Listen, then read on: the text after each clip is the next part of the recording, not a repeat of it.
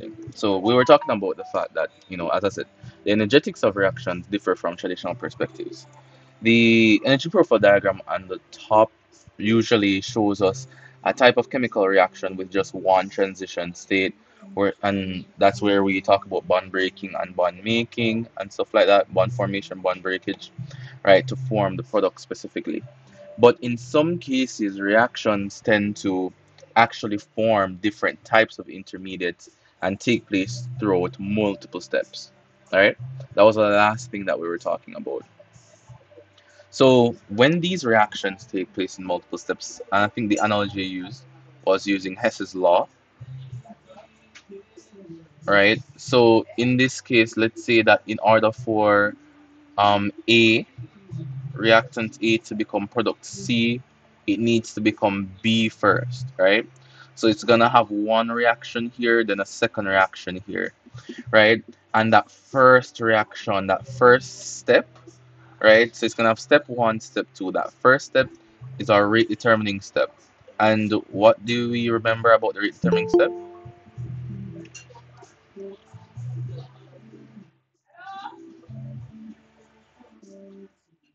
What do you remember about the rate determining step? Anyone? What do you remember about that step? I mean, the information is on screen, so I mean, some bits of it. Is there anything we can recall about the rate determining step? Any characteristic? It's the slowest step, right? So it's a slow step. What else? Why is it the rate determining step? Does anybody remember why it's the rate determining step?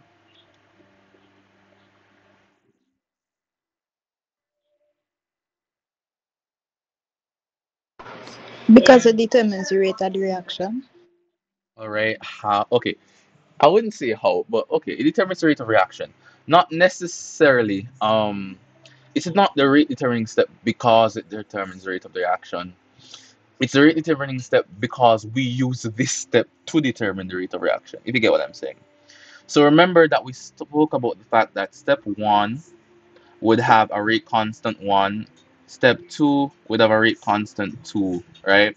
This is the first rate constant from the first step that we use to determine the rate of reaction. That's why it's our rate determining step, all right? So if we look at something like this, as we were speaking about a while ago, right, we have the slow step, the fast step, right? Two elementary steps to this specific reaction, right? So it's a part of the reaction mechanism, right? The first elementary step is the slow step, right, where we have the creation of an intermediate. And then the second step in which the intermediate forms our product will be our last step, our fast step, right? So we were speaking about that before, and we're looking at this here. So it's what I quoted about just a couple seconds ago. For elementary step 1 has a constant K1 and elementary step 2 has a constant K2. The slowest step in the mechanism is elementary step 1, which is our rate determining step. Looking at the mechanism, 1 sees intermediates, right? So looking at a mechanism, we can see intermediates. That's basically it. So you can see intermediates. I can see intermediates there, right? Intermediates are types of molecules that are found on the product of one step and also located in the reactant of another step, right? So we're looking at the fact that this reaction has two intermediates here, right? Which is the NO2 and the F, right? So you can find the NO2 and the F specifically. So it can be found within the reactants of one, right? In this case, right? And it can be found within the product of another. So these are the intermediates that we're talking about, the NO2 and the F. So the reaction that creates that tends to be the first elementary step, right? And the first elementary step tends to be the slowest step, as we said. Now, how do we determine the rate of reaction? As stated down here by this rate equation, let me just write down the rate law for this would be K1 times the concentration of nitrogen dioxide and the concentration of fluorine, right? So it's a rate determining step because we use the rate constant of the first step in order to determine the rate of the reaction overall, all right? So that's why we have that there. So you can determine the rate equation for this, and we can know what the intermediates are for this. Okay. So I want you guys to try this, all right? And when we try it, then we can go through the answers and stuff like that, all right? So let's try it and let me know in the WhatsApp group. I'm gonna give you guys some time so you can see what the question is for this reaction.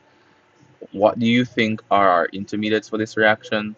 And what is the rate equation that you would use? Okay, so let's have a look at it. It's not it's not a topic that is commonplace within chemistry unit 1, but it's something that is really interesting and really important as it relates to chemistry unit 2. So it's precursor information. All right, so we have that there. Okay, are there any questions or concerns about the rate determining step though?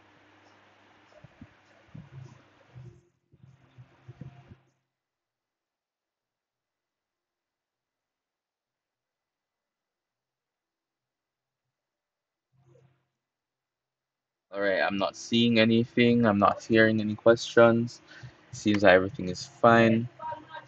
All right. So the last thing that we need to really look at is collision theory, right? So collision theory really states that a chemical reaction can occur only, right, between particles when they collide, right?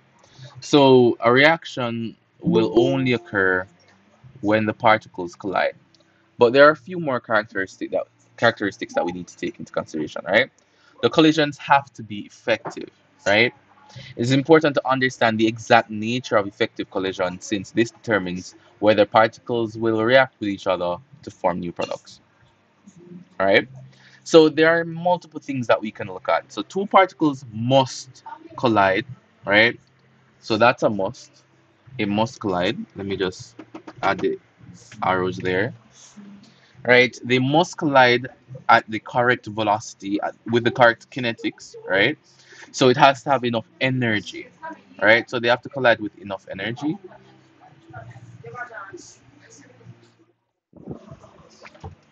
So they have to collide with enough energy, right? They have to collide in the correct orientation. I'm gonna look at orientation a little bit more in organic chemistry. Right? So they have to have enough energy, correct orientation, right? And I guess we can just say they must collide. They must touch in some way. They don't actually touch, but at this level, we just say that they collide. All right. So those are some things that we can look at through collision theory. This is what collision theory is speaking about. In order for reactants to form products, the molecules must have some amount of interaction with enough energy, and that speaks to the activation energy, right? The correct orientation, right? So that speaks to stereochemistry, and we'll speak about that a lot more in Unit 2. And they must somehow collide, they must touch, right? So looking at this, right? The molecular collisions that we have to look at. So the more molecules are present, the more collisions will happen. So this speaks to the fact that the rate of a reaction can increase via increase in concentration. So increase in concentration of a substance A. And that is if A is aqueous, by the way. If A was gaseous, it would be the pressure, right? And by and using pressure, we denote it using P, pressure of A, right? If it is a gas. Okay? So with the increase in pressure for gaseous molecules, the rate of reaction will increase. If we increase the concentration for aqueous molecules, then the rate of reaction will increase, right? They must collide before they can react. That's one thing that we can note there.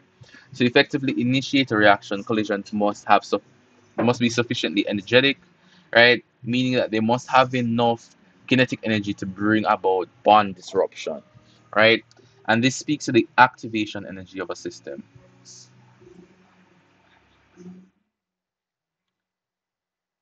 right? So it must have enough activation energy in order to result in bond breaking and bond formation for sufficient collisions to occur, right? As the temperature rises, molecules gain more kinetic energy, they move faster, and they collide more vigorously, right? So you can see that temperature rises kind of affects the feasibility of the reaction occurring, right? And increasing in temperature tends to increase the rate of reaction as well. right? Greatly increasing the likelihood of bond cleavages and rearrangements. Okay, so that's one thing that temperature tends to do. And the last thing here, most reactants involving neutral molecules cannot take place at all until they are acquired, until they have acquired the activation energy needed to stretch, bend, or otherwise distort one or more bonds, right? This information is more unit 2 in a sense, right? But it can be taken into consideration when we're speaking about things like ammonia and when we're talking about those types of substances, right?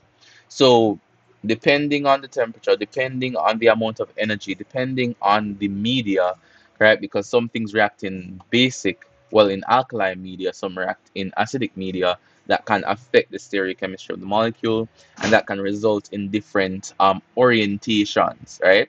And we spoke about on the previous slide that the molecules must interact with correct orientation for reactions to occur, right?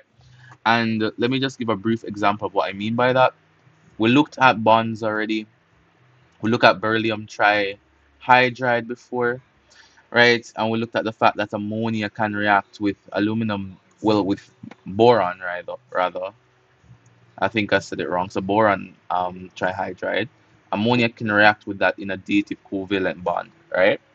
Now, if it was in the incorrect orientation, if the ammonia tried to attack from this direction, then the reaction would not have occurred in that specific way, right? It must attack from this general location. So it has to be in the correct orientation for the reactions to occur. Make sense? Does that make sense so far? Just using this to explain it now. Yes, sir. All right. So we we need to note the amount of molecules, right? So if we increase the amount of molecules, there would be more collisions. If you increase the temperature, there would be more, well, increased collisions, right? At different velocities, different kinetic energy, that would be overcoming the activation energy, right? If we look at orientation, right, that is an important thing as well. Two more things that we could look at is, well, three more things that we could look at is surface area. So if we subdivide a piece of metal or something like that, it will react more, right? If we subdivide particles, they will react more, right? So that's one thing that you guys looked at in CSEC as well. You guys also looked at the fact that we have catalysts, whether it be inorganic or organic catalysts or biological catalysts, right? So we know that catalysts create an alternate pathway within reactions, and that's how it decreases the act. It doesn't necessarily decrease the activation energy, but we'll talk about it, right? So it's not that it increases the kinetic energy required for the reaction to occur. It just creates an alternate pathway, so the molecules don't need to reach the activation energy. So we're gonna talk about that, and we also have light. Light also affects the rate of reaction. Some things readily decompose in light. For example, hydrogen peroxide readily decomposes to oxygen in light. So that's why we have dark containers. A lot of you guys would have looked in labs before, walked in prep rooms, and noticed that the bottles that contain organic compounds tend to be brown or dark red or black, right? This is to prevent light from entering the mixture because light tends to increase the rate of decomposition of certain compounds. So light is also something that can affect the rate of reaction. Any issues? Any questions? Hello, Jasmine. Any questions for that?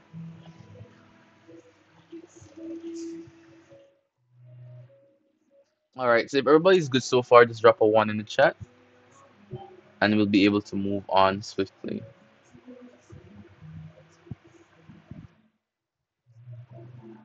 I'm wondering where everybody is. Well, let's see. All right. So it seems that you guys are fine so far. But if there's a question, you guys can just ask me. All right. So this is just a diagrammatic representation of what we're speaking about as it relates to concentration, right? And the kinetics, right? So with enough kinetics, we can have the formation of different compounds, right? So let's just speak about this before. If there's less concentration, there are less molecules, there are less collisions, right? There's a high concentration, there are more collisions. And why choose to specify or to zero in on some of these molecular concepts is because these things usually occur a lot on paper ones and may occur on paper twos a little bit more, right? And we also have here, if something isn't in the correct orientation, there would be no reaction. So in the case of carbon dioxide, well, carbon monoxide and oxygen, right? So it has to be in the correct orientation. This is a wrong orientation. Carbon has to be in the direction of an oxygen in order for that bond breakage and bond distortion to occur to get us to this type of product, right? So just reinforcing what we looked at, right? Now, the last thing to look at really on the rates of reactions would be the Maxwell distribution curve. Right, so the Maxwell-Boltzmann distribution curve describes distribution of speeds among with the particles in a sample of gas at a given temperature. Right, so the distribution is often represented graphically with particle speed on the x-axis and the relative number of particles on the y-axis. Right, so particulate speed would be on the x-axis.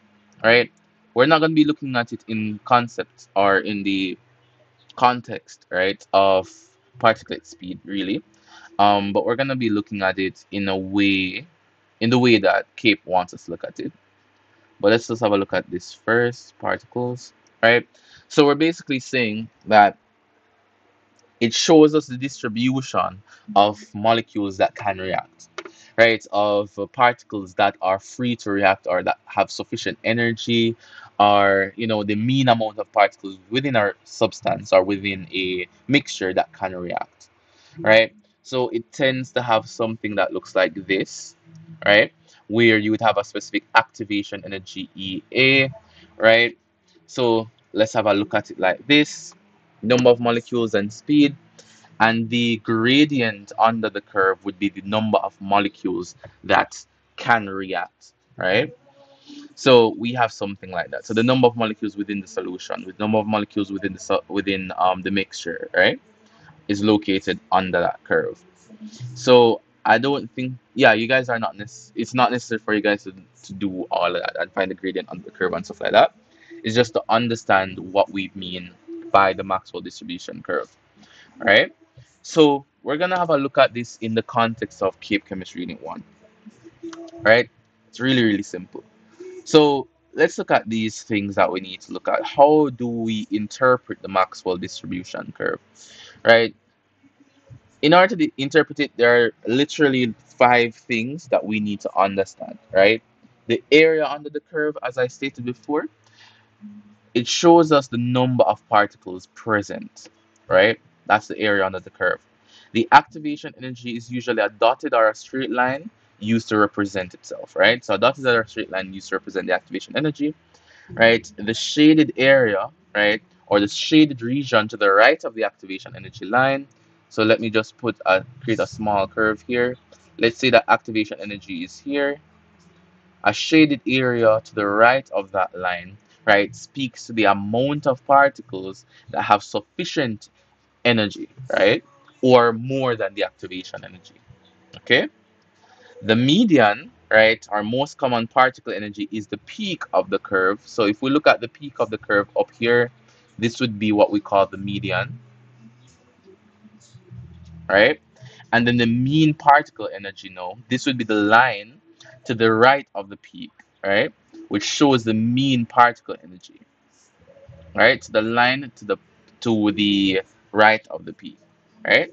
So this tends to be higher than the median because often very high energy particles are present, right? That can distort the mean.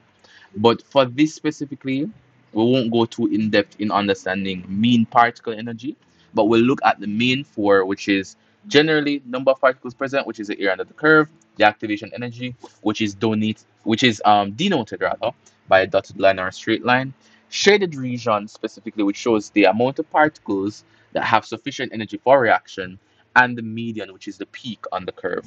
Right? Am I going too fast? Is everything fine so far? So let me just highlight specifically what we're going to be looking at. Don't think in unit 1 that would look at mean particle energy that much. All right? Everything is fine? Any questions, concerns, emotional outbursts?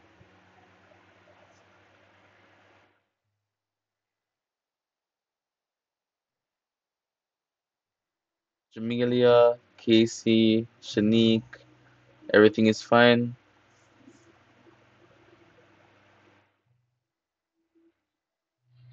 Come on, guys, talk to me. Everything is fine. So everything is fine. All right. Everything is fine so far. All right. So we're going to be looking at the distribution curve, right, in its entirety. So let's have a look at this first. Okay. So the number of particles on this axis and the kinetic energy on this axis, right? So on the x-axis, we have kinetic energy. On the y-axis, we have the number of molecules specifically, right? So this is exactly what we were speaking about on the slide previously. So it shows a complete Maxwell distribution curve, right? And you should be able to draw and interpret these curves, right? If you're not able to draw and interpret it, then basically you haven't done the topic, right? So you must be able to draw and interpret it. So I think on one of the paper tools, they asked us to draw the Maxwell distribution curve with its effects, which the effect with the effect of temperature actually, and with the effect of a catalyst, right? So that's what we're going to be specifically looking at. Okay, so you can see the median energy being the top of the curve. You can see the mean particle energy. I don't think you guys focus on the mean particle energy. Okay, all right. And then you have this, which is the activation energy line, and then the shaded area is the number of particles that are at or above activation energy. So the number of particles that can react.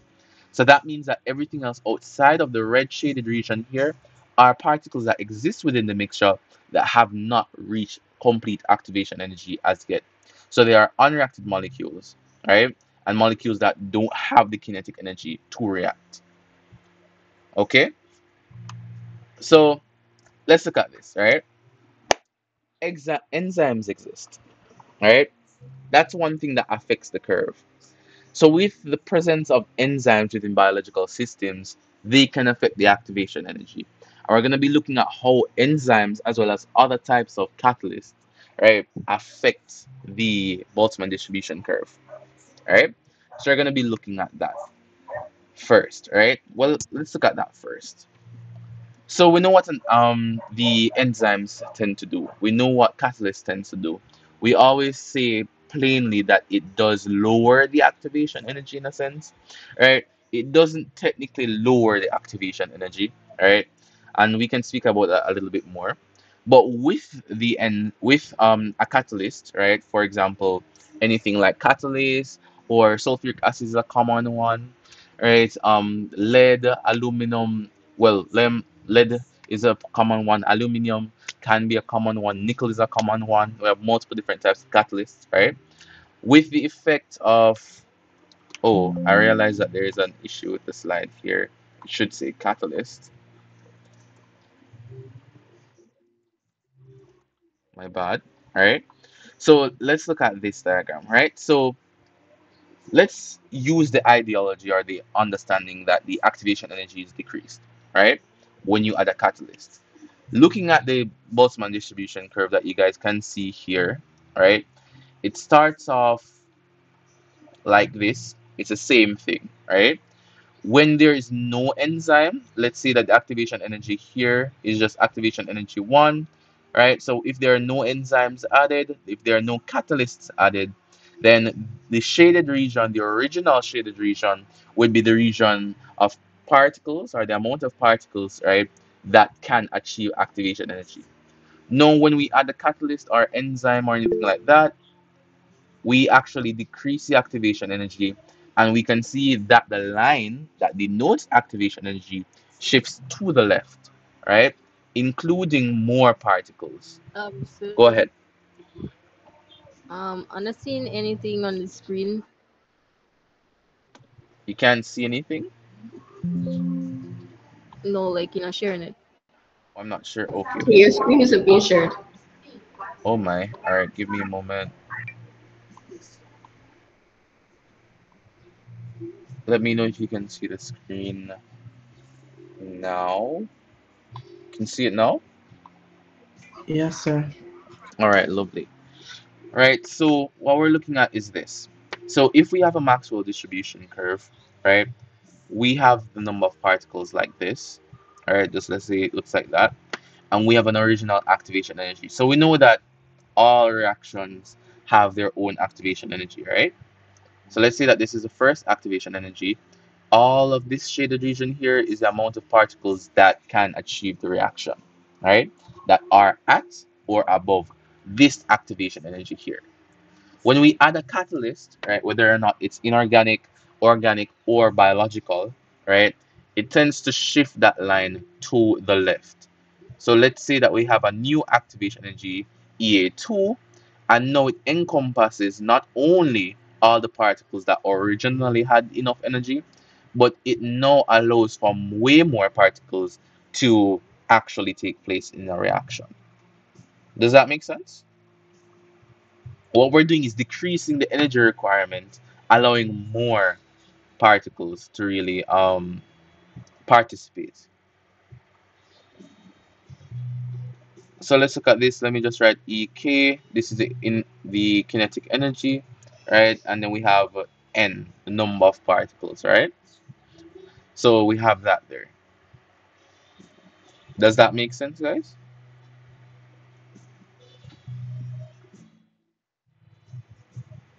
Yes, no, maybe, kind of, almost. Yes, sir. All right, so it makes sense. Okay, so it's just something like that. So the activation energy like that. So if we add a catalyst, it shifts the activation energy to the left on the Boltzmann distribution curve, allowing for a greater proportion of particles having sufficient energy for reaction. And that actually increases the rate of reaction, all right? Because more particles have energy to react, therefore the reaction will move faster, all right? In the case of temperature, however, we don't have a line simply moving, but the curve itself moves, right? So in this case now, right, we're gonna have what we call a T1 peak and a T2 peak, right? We don't tend to look at more than two peaks at this level. So let's just look at this information, all right? So let me just redraw everything. So let me just put our kinetic energy there and our number of particles n here. So let's say that we have a specific number of particles with an activation energy here, EA, right? With temperature now, let's just call this T1. With temperature now, we actually don't move the activation energy. What's gonna be happening, let me just increase this line.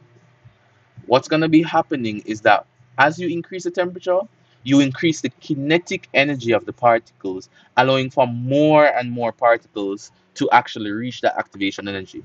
So if you increase the temperature, right, let's say that T1 is at, that's Ti. T1 is at, let's say, 25 degrees Celsius, right? And let's say that T2 is at 55 degrees Celsius, right? Let me just go back, 55 degrees Celsius. T2 would look something like this, right? So the shaded region on the T1, right, would just be this tiny shaded region. So at the temperature of 25 degrees Celsius, there's not a lot happening specifically, right? But when you increase the temperature to T2, more particles have the power or have the activation energy required for the reaction to occur. And that's why when you increase the temperature of a react of a specific solution or something, right, you tend to increase the reaction, right? The rate of reaction rather. So by the diagram, you can see that. So the amount of collisions, right, or the number of particles that have enough energy, right, increases when you increase the temperature of a solution, right? So it can also be seen on that diagram there. Okay? So according to the Maxwell distribution curve, the increasing temperature increases the proportion of particles that may have sufficient energy to react. So this can be observed by the shaded region, which increases in area when temperature is increased. So a greater proportion of particles have sufficient energy when the temperature increases, and that increases the rate of reaction. Make sense?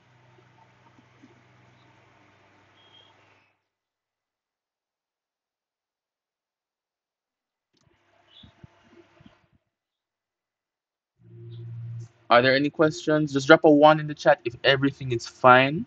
If everything is lovely, if everything is wonderful, just drop a one in the chat. All right. If there are any questions, just ask. Are there any questions? Let me just check the chat real quick to see if everybody's good. It seems to me that everybody is good. All right. So the information wasn't that bad. All right. So what we have, that is basically the end, right, of the entire thing, right, for rates of reaction, right?